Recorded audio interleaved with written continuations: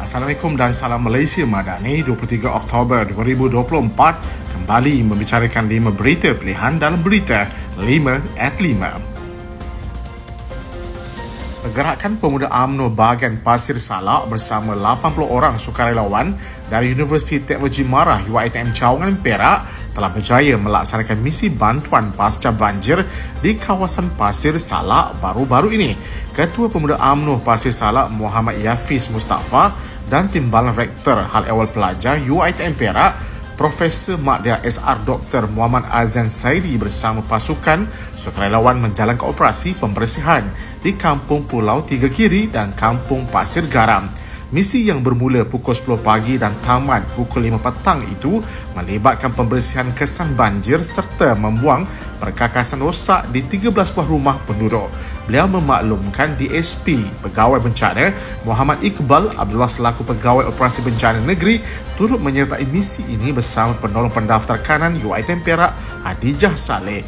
Program ini turut mendapat sokongan daripada Ketua Pemuda UMNO Tambun yang juga Sekretariat Politik Menteri Pendidikan Tinggi iaitu Akmal Zarif Akmal Ahmal. Beliau turut menzahirkan ucapan terima kasih kepada Profesor Madya Dr. Nur Hisham Ibrahim, Pemangku Rektor UiTM Perak serta pelbagai pihak lain yang turut menyumbang kepada kejayaan misi ini. Kawasan Pasir Salak termasuk kampung-kampung seperti Kampung Biak Darat dan Kampung Tanjung Bedara turut terjejas akibat banjir baru-baru ini.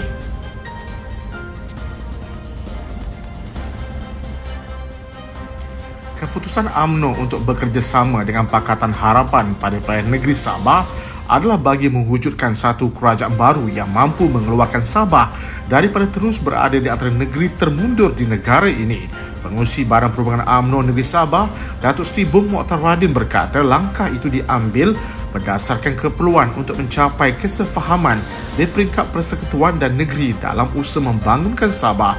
Menurutnya, Sabah masih dibelenggu kemiskinan yang berlarutan sekian lama dengan 8 daerah termiskin termasuk Tonggot, Buluran, Pitas, Kinabatangan dan beberapa daerah yang lain. Bung Mokhtar menjelaskan bahawa perbincangan kerjasama antara Barisan Nasional dan Pakatan Harapan sentiasa diadakan di peringkat pucuk pimpinan parti untuk memastikan persiapan awal dapat digerakkan secara bersama. Katanya langkah ini bertujuan memastikan Sabah mendapat sebuah kerajaan yang kukuh dan mampu mendukung aspirasi rakyat dalam usaha membangunkan negeri. Media melaporkan pada September lalu Presiden UMNO Datuk Seri Dr. Ahmad Zahid Hamidi mengumumkan bahawa UMNO telah memutuskan untuk bekerjasama dengan Pakatan Harapan bagi menghadapi pilihan negeri Sabah. Dasar Sosial Negara 2030 memberi penekanan kepada pembangunan manusia dan sistem sosial bertujuan membentuk masyarakat yang berdaya tahan, progresif, bertanggungjawab, prihatin dan beretika. Timbalan Menteri Pembangunan Wanita, Keluarga dan Masyarakat Datuk Seri Dr. Noraini Ahmad menjelaskan bahawa DSN 2030 diselaraskan untuk mencapai matlamat ekonomi madani. Jelasnya Dasar Sosial Negara terdiri daripada 19 kementerian dengan sasaran Malaysia mencapai kedudukan 25 teratas dalam Indeks Pembangunan Manusia dan Indeks Persepsi Rasuah serta meningkatkan penyertaan tenaga buruh wanita kepada 60%. Beliau membuat kenyataan itu selepas menghadiri mesyuarat Majlis Sosial Negara bilangan 3 tahun 2024 yang dipengerusikan oleh Timbalan Perdana Menteri Datuk Seri Dr. Ahmad Zahid Hamidi. Mesyuarat tersebut membincangkan isu pengurusan bantuan rentan dan jenayah seksual kanak-kanak dalam talian. Dr. Noraini turut hadir di majlis peluncuran DSN 2030 yang dihadiri 600 peserta termasuk pemimpin kerajaan dan NGO. Program Peduli Rakyat yang dicetuskan oleh UMNO bahagian Labuan yang dilancarkan sejak Mac 2023 telah memberi manfaat kepada lebih 200 penerima tanpa mengira kaum.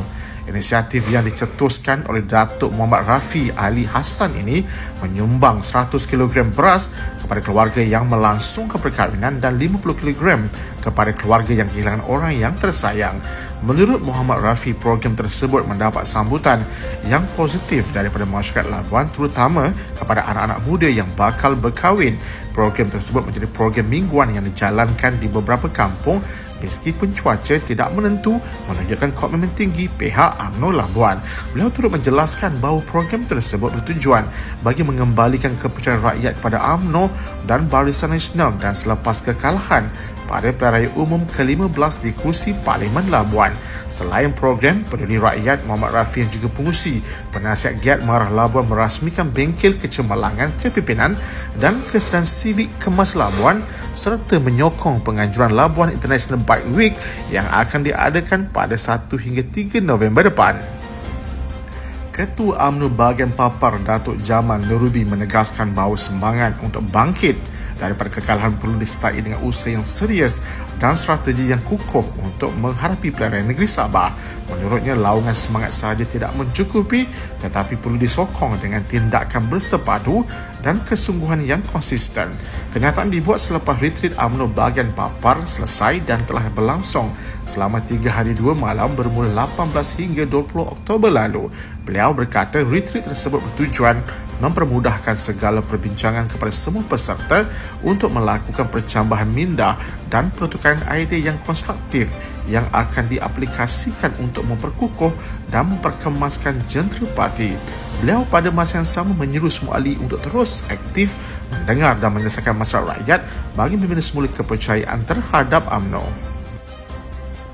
Sekian daripada saya, Muhammad Saiful Muhammad Sahak. Jangan lupa temu janji kita Isnin hingga Jumaat jam 5 petang. 5 berita pilihan hanya di Berita 5 at 5. Assalamualaikum dan salam Malaysia Madani.